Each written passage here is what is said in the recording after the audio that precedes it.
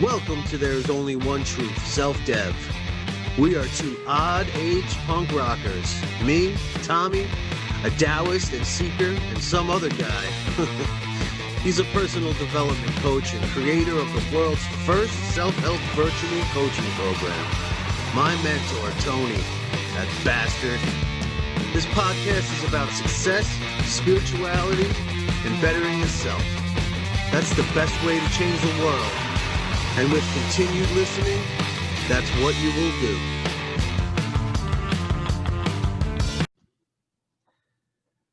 Okay, Tommy, it's podcast time. What number is this one? We are at number 14 right now. 14. All right, great. I just have only one request for you at this time, at the beginning of 14. Yes? It's this, quite simply. Don't screw this up. Okay? Oh, and all that pressure. Can you not screw it up? I'll try. Don't screw this up. What a terrible thing. Obviously I'm a provocateur, and I love to provoke people. And I say that to provoke them, but I don't say that maliciously. I say that comedically. Comedy is a god for me. Seriously, literally. Yeah. And but what a thing to say to somebody when you're serious. How do you feel when someone says that to you seriously? Isn't that? I don't. Oh. It's like, okay, is that my reputation screwing things up? Okay, is that what you expect of me? Is that the consistency I've got screwing things up? It's such a blow. I've been said that.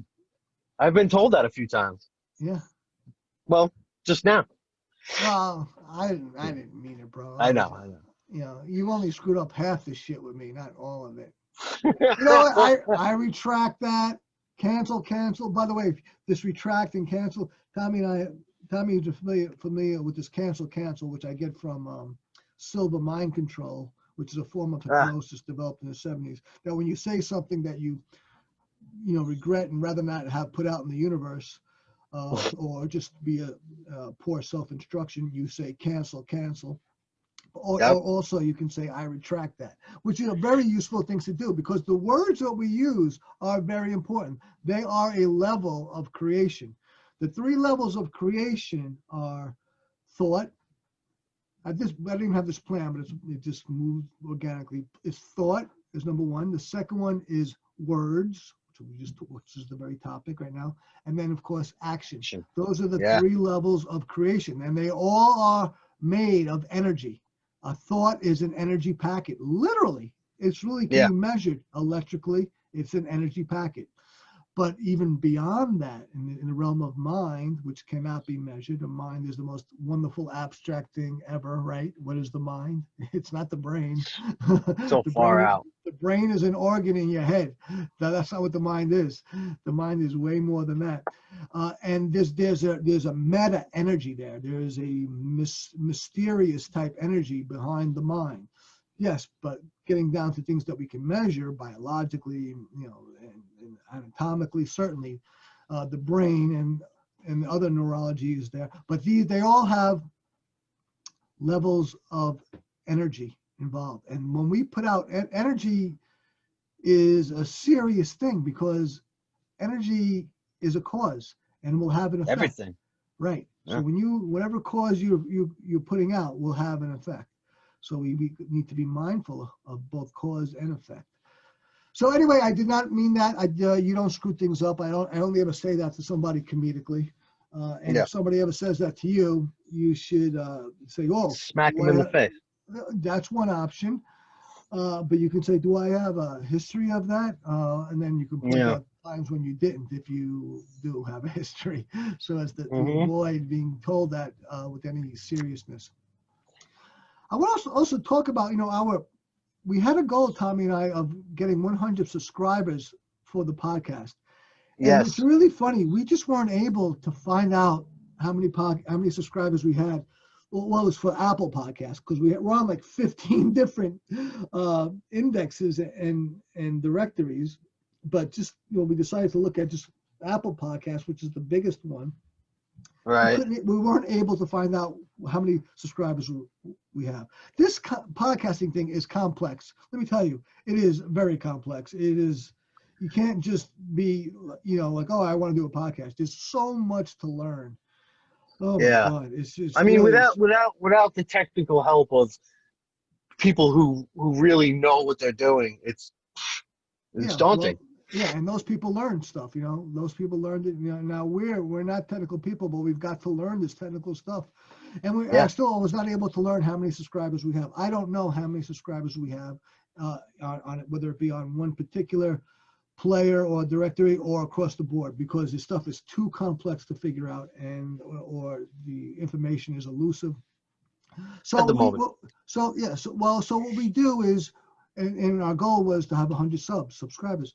So we revise. If you can't gauge it, like we couldn't do that, then what you do is you make another gauge. The important thing is to have the same direction, right? The same sort of objective, which is to be successful at the podcast, whatever that is. Well, we talked about bigger numbers and monetizing and making an income. We've talked about that, but we haven't decided on that yet. But we think we want to make this podcast that great so that can be done, especially for Tommy, because I have a very serious business that this is not my focus. This is. Hey, I work too. Well, yes, but that's your job. That's an employment. I'm self-employed with the business auxiliary. In fact, I'm the head of the company. I really need to keep my focus up, but I'm very serious about this podcast as well. Yes, I'm beholden to an employer at the moment. Yeah. And so we needed to revise what the gauge was, since we weren't able to use the subscriber gauge. And we did that. We were able to tell the statistics on how many people download the podcast, is what Buzzsprout calls it. That's the platform we're on.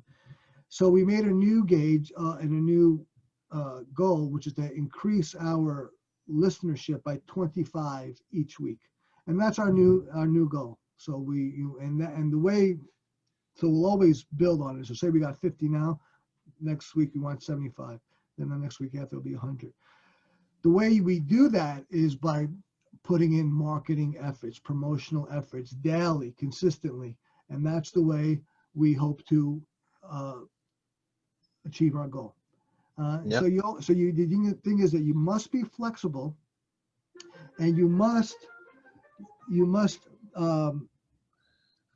not give up, persist, right? But what with flexibility, and that's what we're doing. Okay, so we that's where we're at with goal achievement, and we always we talk about that because that's a big part of what success is.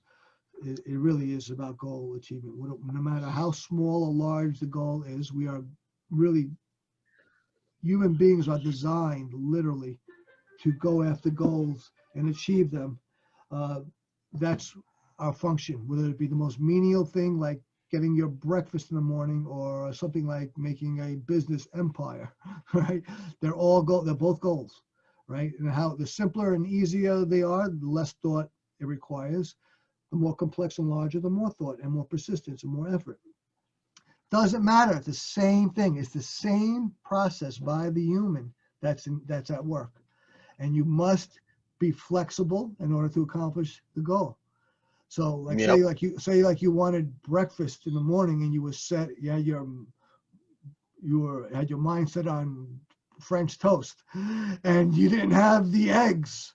So you had Eggos instead. Okay, well, go now, get the eggs, have Eggos this breakfast, get the eggs, and tomorrow you can have French toast, as long as you got the bread, and whatever else. Okay, so you stay adaptable, but then you also do what's required to, either get your goal or to adjust. And you should only ever adjust when going after a goal with new information. Which is to say that's interesting. Because what happens is people quit. No, quit is too much. People change their minds about something.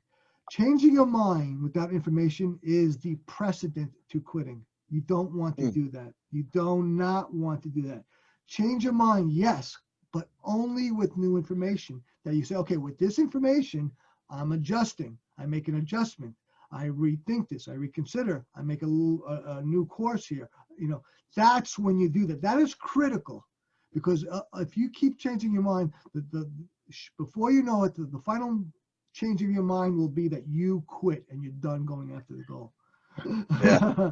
See, why? Because yes, we are goal pursuing machines, but we're also our own worst enemies, to use a cliche, you know, and we have all these resistances to accomplishing things.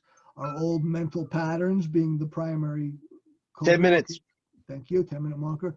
But whatever else, the pressures of life, other distractions, other things that come up, whatever, these things all get in the way. Well, if they're not directly related, or even indirectly, to an adjustment, then they should just be dealt with in hand, and then you get back to pursuing the goal when you can. That's the thing to do. You must stay on track, otherwise you will not accomplish the goal, no matter what it is, no matter if it's breakfast or a business empire, same thing. Okay, so now that said, let's talk about, Tommy mentioned something that happened to him last night, something terrible. What was 2 that nights thing? ago. 2 nights. What was that thing, Tommy? 2 nights ago. Did you have some ghost come into your dreams and have arousal?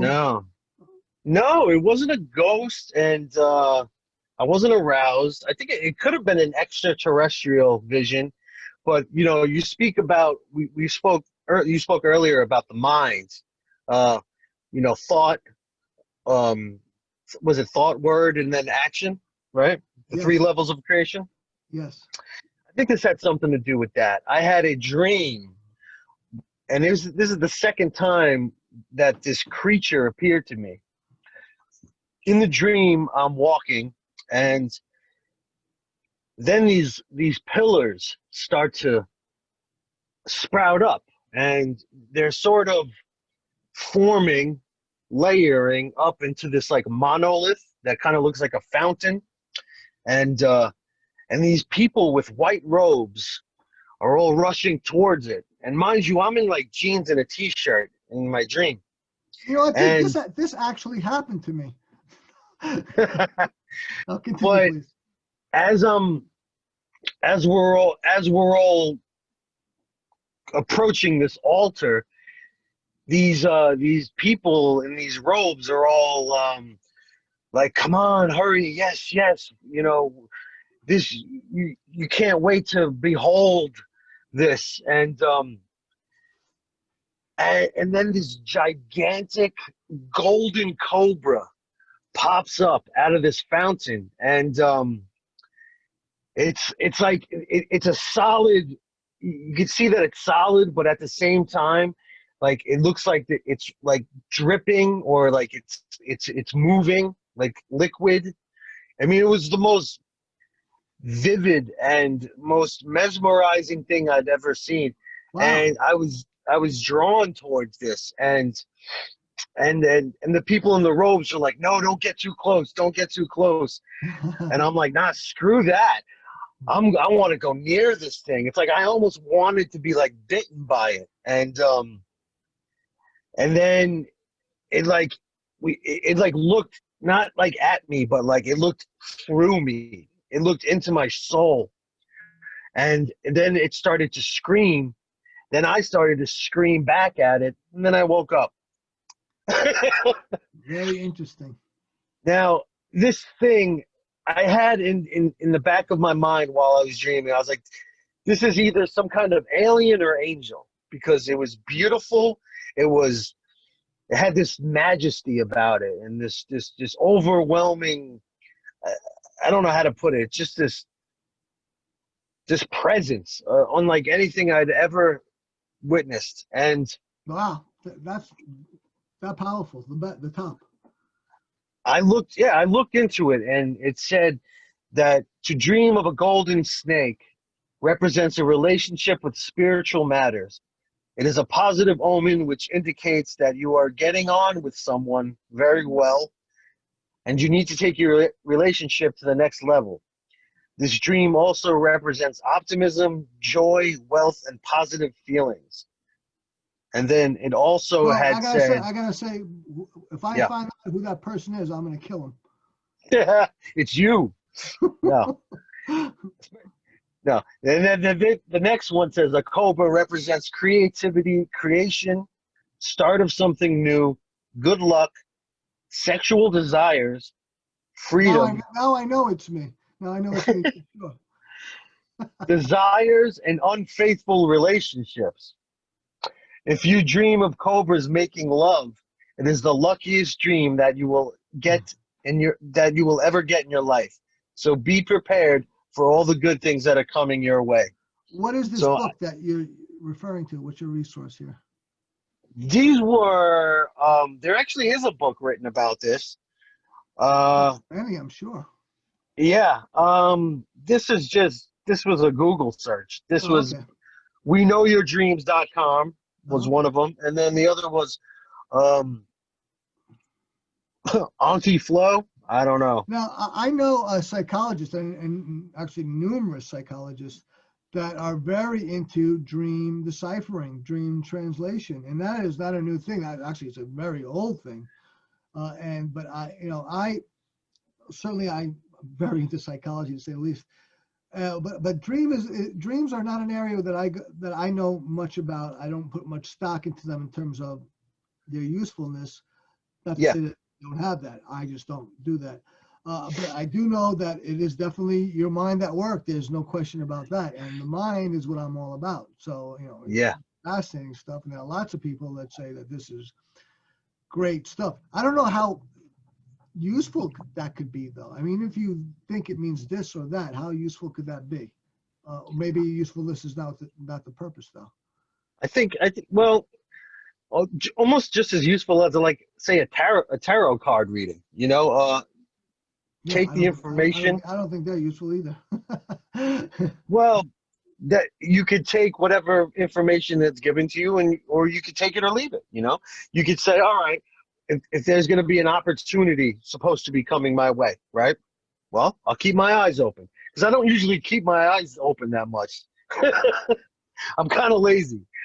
And that's why I'm working Okay. here with you on this podcast as well as numerous other things. But it just lets me know that, all right, I'm on the right path.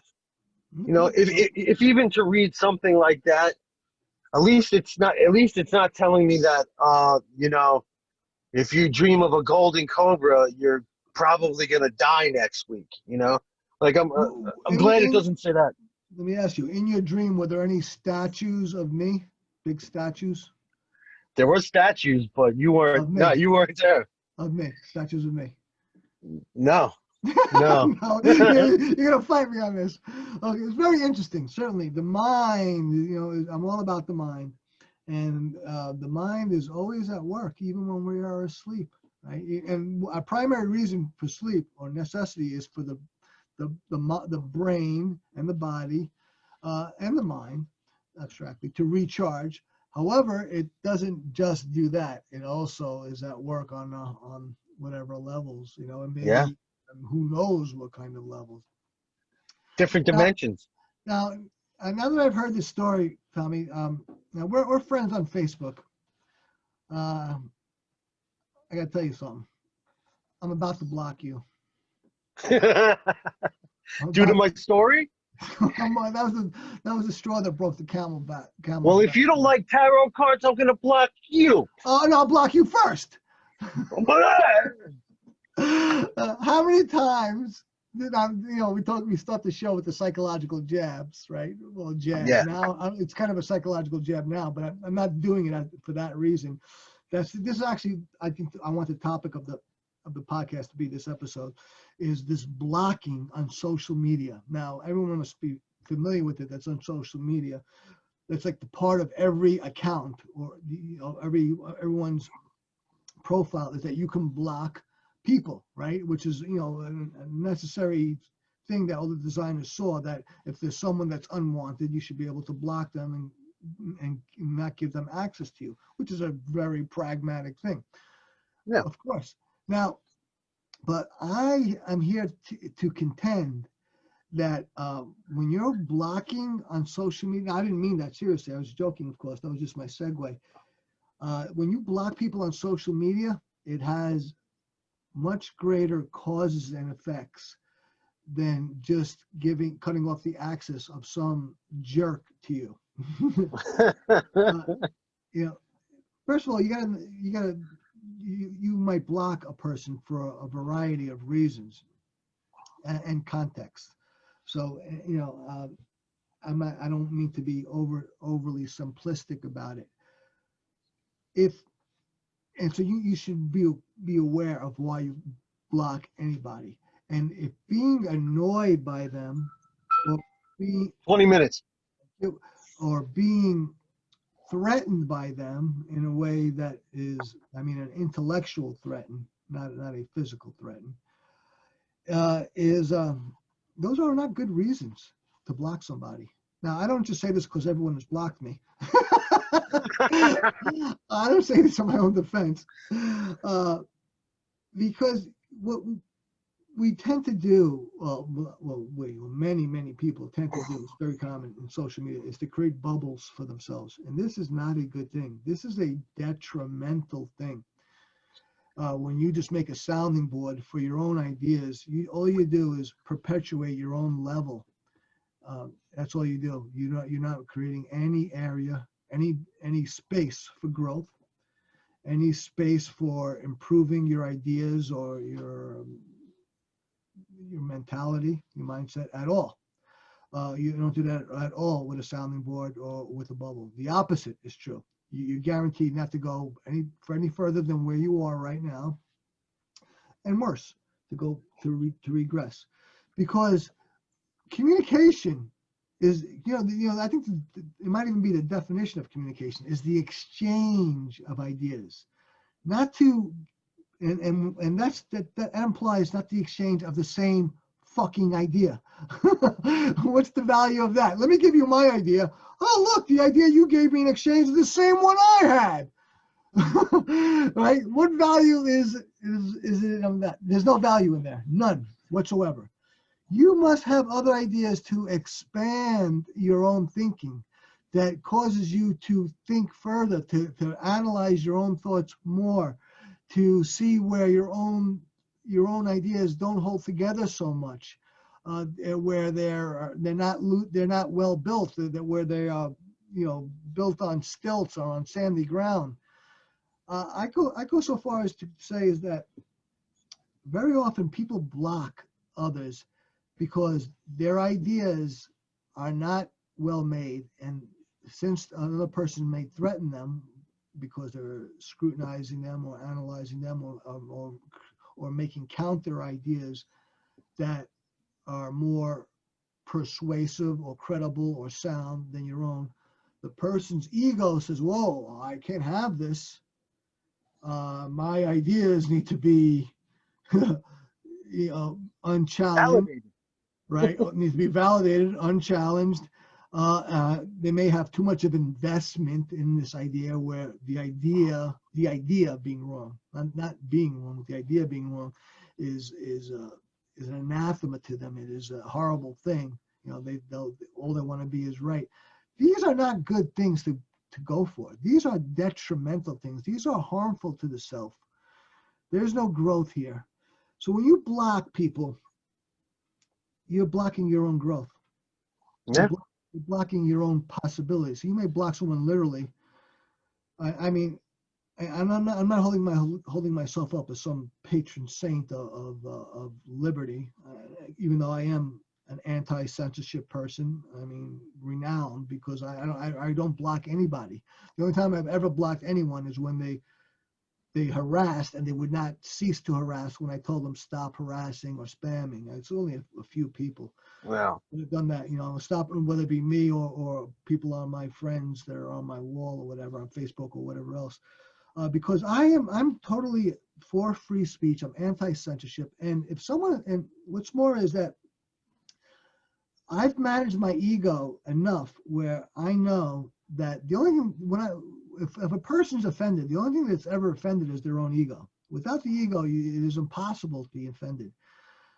And I'm only ever offended by people who I admire. If I don't know you, you really, it's almost impossible for you to offend me. That's funny. Because I have to, regard what you say more so than I give a level of respect to everyone. But to get higher levels, you got to earn that. And everyone is entitled to their ideas. And I realize that most people's ideas are quite erroneous. They're not legitimate. They're not well thought out. They're not accurate. They're false even. They're ridiculous. They're stupid. They're self-serving. And I can add a few other things there. I'd like to say something. No, you've had your say for this podcast. That's it. Man, I've been waiting, man. Come on. Social media is not new, but I think its effects on our society have not been fully seen yet. It's unprecedented because in the 20th century and before, news and media was meant to inform the public. Now with social media, it's giving us free reign, and people want to be validated. Yeah. So it's and you know what's funny is that I always thought that people actually think that other people care what they have to say. But when it really is everyone trying to be right. It's like everyone has a platform now, even the idiots. Yeah. But but here's the thing, that any one of us can be idiotic, right? So what are you going to do? All right, this is the evolution of communication. Facebook, for example, is one of the greatest platforms or mediums of communications I've ever seen. But like everything else, it has its pros and has its cons. Everything has its pros and cons. Even your own firing squad is one of my favorite sayings. And yes, this is the new reality, is that we have this new interaction, which is unprecedented. That's just what we got to deal with. I'm contending that we should be more reserved with blocking. We should be more open to others' ideas and others' positions. The problem is that people have is they put too much stock in others' ideas when it counters their own. You see, because they're so married to their own ideas that any perceived threat to it, they block out. They want to block, and that is it's a loop, but it's a vicious circle. If you don't give yourself so much, if your ideas so much credence, then you don't have to be threatened when others' ideas threaten your ideas. You'll never be challenged, and you'll never grow. Right, and vice versa. If if I value my idea so much that any counter that you have threatens it, or that means that I value your ideas just as much as I value my own, but I'm being too selfish that all I want to hear is my own. How about this? How about this possibility? Is that you've got your ideas and I've got mine. And that's all they are.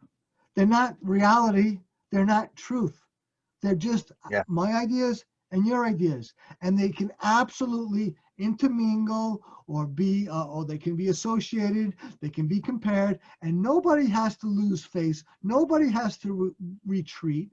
Nobody has to, try to dominate another, because all these are our ideas. That's it. There's nothing really threatening about them. Now, of course, again, if harassment, that's another area, all right, when a person harasses you. I'm talking about blocking a person because they annoy you, because you don't like their ideas, you don't like what they stand for, especially politically. What's politics? Just another set of ideas. That's all it is. It's just ideas. It's just beliefs. Well, I could hear people saying, well, your ideas are threatening. They're violent, or they're whatever. Yeah, the people They're are kind of harmful. hysterical. Ideas are not threatening. If a threat is threatening. If an idea threatens you, it's because you must be open. You must want to be threatened, because You know, Yeah. if your idea is sound, first of all, it will stand on its own. And even if you're wrong, which we all are very susceptible to say the least, then so fucking what? So what? Even if you're wrong, so what? Just because I'm wrong about something and you were right, but just say it's a political idea, that's reason to block you.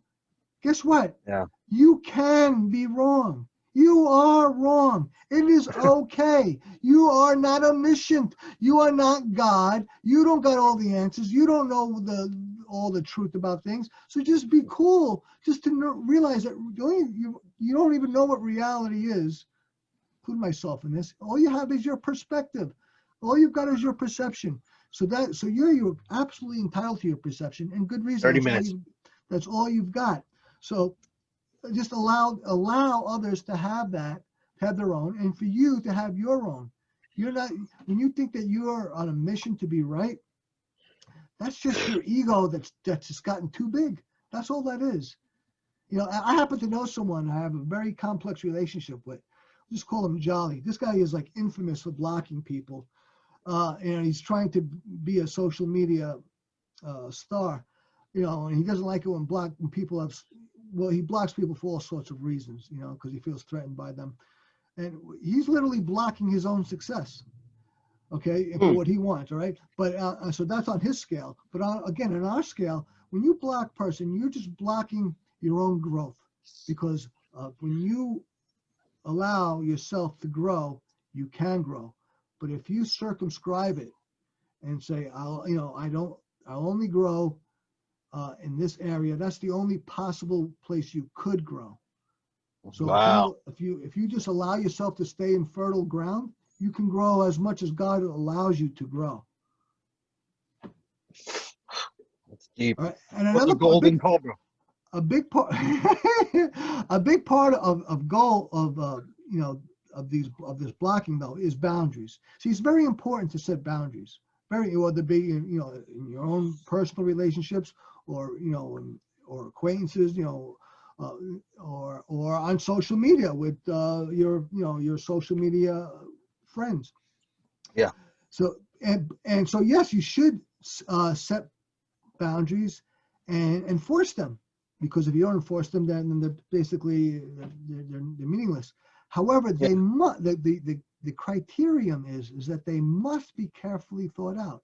Again, what is the consideration? Is your area of growth, is the arena of growth? You know, if your boundaries inhibit your growth, then that's the wrong boundary. Expand your boundary. You should want to be growing. That's the essence of self-improvement, which is what I'm all about, which is what this podcast is all about, and my business is all about, Auxilium, and the virtual coaching program, Proficio. It's about self-improvement at work. Self-improvement is a synonym for evolution, is a synonym for the road to enlightenment, is allow yourself to improve, to grow, to evolve, to become enlightened. You only do that by being open. By being open, not by being closed. By closed, you shut it out. But by being open, you make it possible. So boundaries. It's fascinating, man. Isn't it? I know. I didn't want to toot your horn, but yeah, I know. You don't. I'm really learning a lot from this. What you're saying about boundaries, and it is fascinating to me. I'm glad. I'm very glad. And now it's time. We're moving on. It's time to read the arbitrary passage, and we'll see how relevant it is. I put my hand in the box, right? The box of Achieve Your Dreams. I'm pulling out today's passage, and it says, let me get some light on it. It says, within ourselves are the seeds of triumph or defeat. And that is by Longfellow. Within ourselves are the seeds of triumph or defeat. Exactly. Yeah. Exactly. So talking about boundaries and blocking and growth, we have both Right seeds. We have both seeds, triumph or defeat. If you allow people to interact with you, being themselves, and you be yourself, you are watering the seed of triumph. All right. That's But if you are threatened and block them, you are watering the seed of the feet. Mm. All right. You are Yeah. saying, I cannot contend with other people as they are. You must eliminate them. That's because you have been defeated. You in your mind says that you've been defeated by them. And it'd get boring living in your homogenous social media bubble where everyone's got the same ideas. Well, that's right. But you know what? If a person values being right more than being stimulated, then that will be okay with them. But if they Yeah. value being stimulated more than they value being right, then they'll be open to others. That's true. So again, you've got both things inside you. Which one you focus on is which one you get, triumph or failure. So I'm going to burn it now. As is my custom. All right, you can see it burning. By Longfellow. Within ourselves are the seeds of triumph or defeat. Burn that into your psyche. Symbolically, as Longfellow burn you can, deeds. into the tin. Keep it in your mind. And keep it with you throughout this day and beyond. Okay, Tommy, we come to the final segment of the podcast, which is Tommy's Corner, and it's from The ancient wisdom. The Tao Te Ching. Tao Te Ching, passage number 14. The ancient wisdom of Lao Tzu. Look, it cannot be seen, so it is called invisible. Listen, it cannot be heard, so it is called soundless. Touch, it cannot be caught, so it is called elusive. These three cannot be examined, so they unite into one. Above it, there is no light. Below it, there is no darkness. Endlessness beyond description. It returns to non-existence. It is called the shapeless shape, the substance without form. It is called obscurely evasive. Meet it and you do not see its beginning. Follow it and you do not see its end. Hold on to the ancient way to master the present and to learn the distant beginning. This is called the unbroken strand of the way. Wow. Woo! So it's all about the abstract and the infinite, the thing that we can't see, touch, feel, but we can only conceive of. Yeah. If we let go of the constraints of normal conception. Absolutely. Yeah. Right? Because if we use the traditional elements of conception, we can't have any of that. No. You know, it is just totally beyond. It's elusive. You know, when you talk about about following something that has no end. Wow. Yeah. Where's the end? How am I following it? You know, but when you start going levels of depth, and like you get into the wonders of our own mind that allows the possibilities of such incredible thinking, and probably it's very possible or even probable that it's not thinking but being open to it. It's like the opposite of thinking. Right. So it's opening yourself so that it can come to you, as opposed to you using your own cerebral devices or or potential or to conceive of it or to intellectualize it. No, I think more probably is being open, dropping the ego, opening ourselves, becoming to more of an antenna to the world, right? Than the transmitter. That I think as Napoleon Hill said in his fantastic tome of Modern Self-Help, Think and Grow Rich, first published in 1925. I think the original one was published. He said that he didn't originate this, is that we are both transmitters and that send the signal to the universe, and antennas that receive signals from the universe. So this is total reception, right? Yeah. Right. This is Yep. this is opening yourself to what is possible when we drop the constraints. Boundless too. It reminds me of like just boundless space, and we talk about temporal and spatial, time and space. It's just like Right. drop There- both of that. It's where it all. It's just everything. Right. No time, no Yeah. shape, no beginning, no end, no Mhm. substance. Yeah. So it's thinking on a level that is sublime. Yes. Sublime. When you meditate, you can start getting into this Yeah. kind of thinking, this sort of openness to these possibilities. Sounds And, like enlightenment. Well, I think that you've got to certainly have a level of enlightenment to visit this kind of thinking, to experience it. Yeah. I think when I think enlightenment, though, I think of enlightenment also not only having that access, but I see enlightenment more of as an operation that you operate. Okay. You behave in a way where you're not fettered by this world. You're not fettered by the world at all.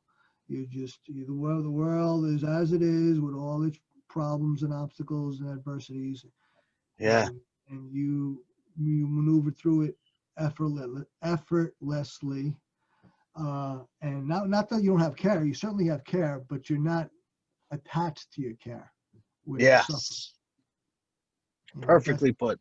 Yeah. Okay, Tommy, great. Anything more on this passage?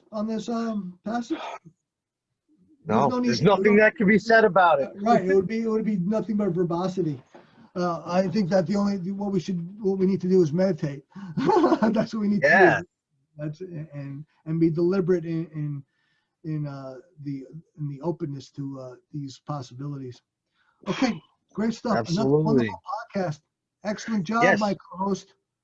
And happy Thanksgiving to everyone tomorrow. Yes. To you, sir. Gratitude is one of the most important states of being there is. And it may even be the most important, because if you're in a state of gratitude, then anything is possible and anything is tolerable. Yes. And either thing. And the less gratitude you have, the less that is true. Yeah. I mean, you still want for things, but it's okay if you don't have them, because you appreciate what you have when you're grateful. Tommy, I was going to say that you are 49% of this podcast, but that would be a lie. I'm 52. You son of a bitch. You went the other way with it. You are the man, bro. I love you. Great job. I love you too. I'm giving you the full 50. The full 50. Yes, sir. Much love to you. God bless every one of us.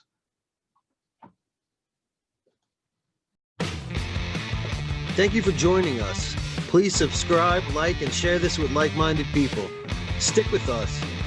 We will continue to improve and persist. You can do it with us.